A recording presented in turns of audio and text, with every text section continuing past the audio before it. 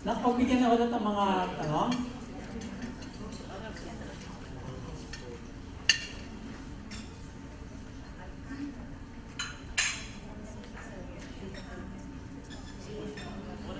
Ay. Si Yen. Walang lugar. Pwede isa pang ano.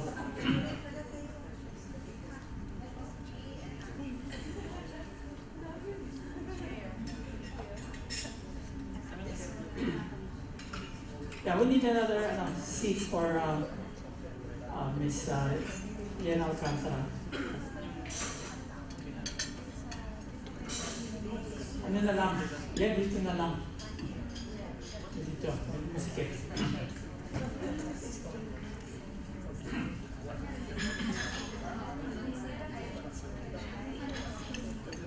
Okay, so, well, I guess we'll just start na lang according to seating. So, we'll start dito kay Ms. Rodriguez from San Fernando. May tanong ako no? Sige. Thank you po. The question is, by implementing the zero waste program, how much were you able to save from collection? How many percent? Can you compare from the year before it was implemented? Actually po, it isn't much.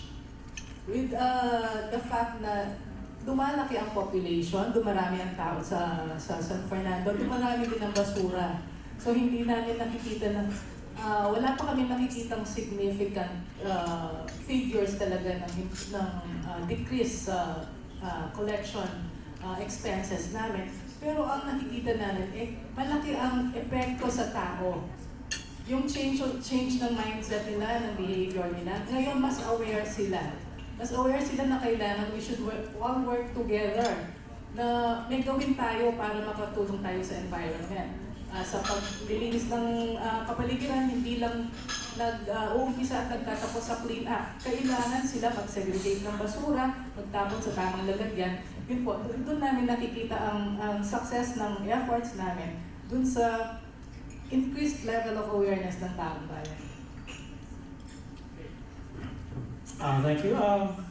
Any follow-up to that question for San Fernando? Okay, kung wala, siguro I'll read some questions which were addressed to me before go to the ILG. There are a number of questions on the biodegradability of plastic. So, question about the DOST analysis of biodegradability and so forth. I think si Commissioner Mendoza is,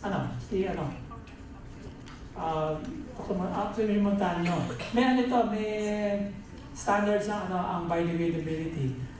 You measure the CO2, because when you say biodegradable, it's supposed to go all the way from the material to CO2 and water. So there's actually a procedure for that, and that's an ASTM standard. Ngayon, whether the DOST procedure follows this, I'm not sure. Pero yung biodegradability sinabi sa plastic bags is not really biodegradable. So with that, maybe we'll go to the next set of questions addressed to the ILG. So this is from DL Industries, from Mr. Dan. For representatives from DILG, NAST, and DNR, what is the preferred procedure in the introduction and approval of possible alternative material or technologies to LG use? So, for the LG, in the introduction of the alternative material, so as long as it's with the standards ng ating commission and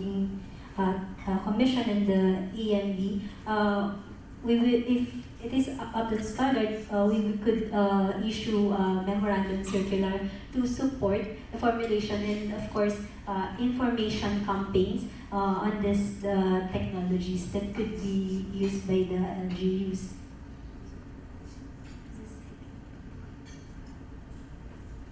Also, for the DILG, just to add to what Ms. Aga said a while ago, we also have some of capacity development projects maybe we can add it to, or fund it with other projects of DISG, like the Manila Bay project. What else?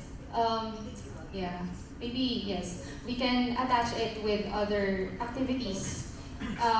One of the problems that we encountered before, especially with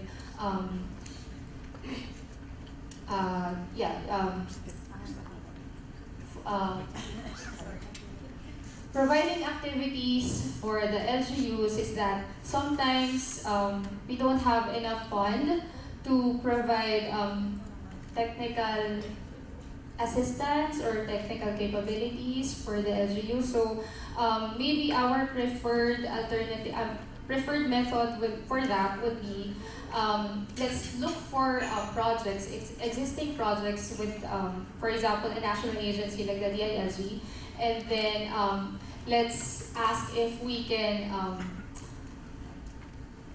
ride on with such existing project. So. Okay, thank you.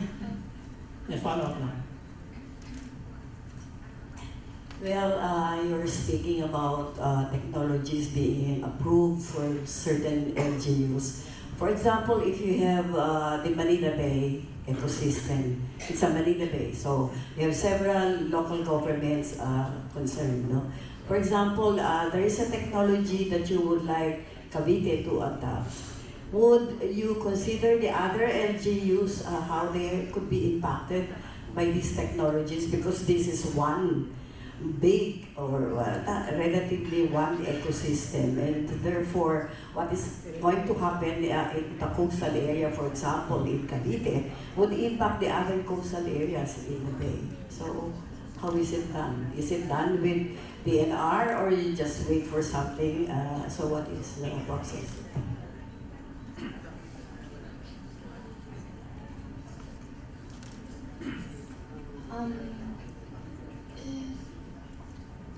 Based on my experience po, particularly for technologies, ito po ba yung the ETP? So, from the DOST, and it's not, I forgot what the, so what's the ETP standard? Yun, so it's sorry, phone a friend, so environmental technology verification from DOST would, secure yung environmental impact. They would do the study on how it impacts other things, and then all technologies na yung gawa lang ng, yung gawa lang, but I mean yung homegrown, yung mga homemade, would have to go through that to be able to continue its operation, if that's a part, if that, yeah, the environmental impacts are yun nga po. But yun so far yung alam ko, or the one that I'm familiar with, na for technologies that are if